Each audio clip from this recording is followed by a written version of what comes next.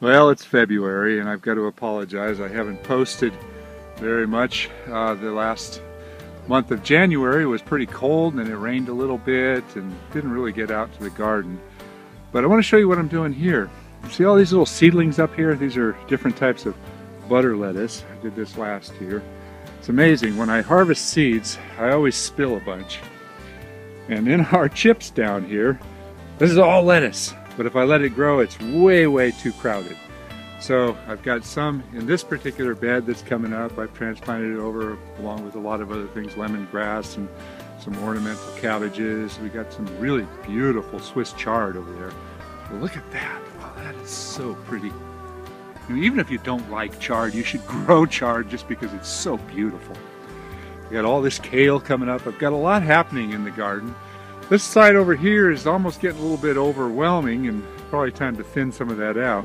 But what I'm doing today is I've got this bed right here that's got a lot of onions and garlic and a few things coming up, but it's going to take a while. So I'm going to intersperse and double duty on this bed here.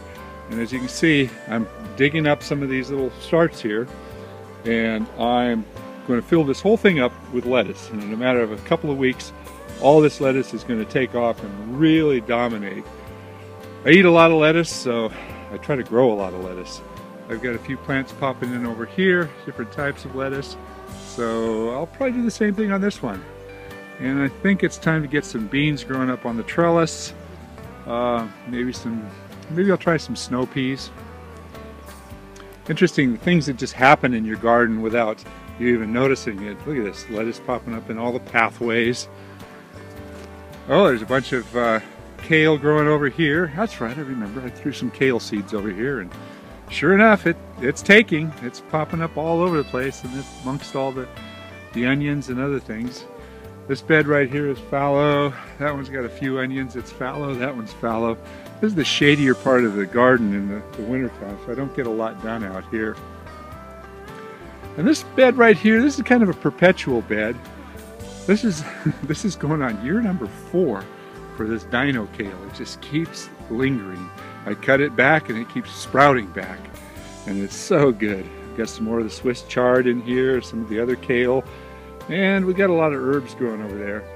But this area over here, this is the area where I usually do my tomatoes. I think I might throw some fava beans in there to kind of break this area up a little bit and add a little bit of that green nitrogen to the soil and get it ready. But you know, we're first week of February and things are starting to come alive. It's still a little cold at night, but time to get moving in your garden. If you haven't started yet, get off your butt and get digging. All right, how's it done? Really easy. You just dig up a few plants, try to keep the roots intact, move them over to where you want to plant them.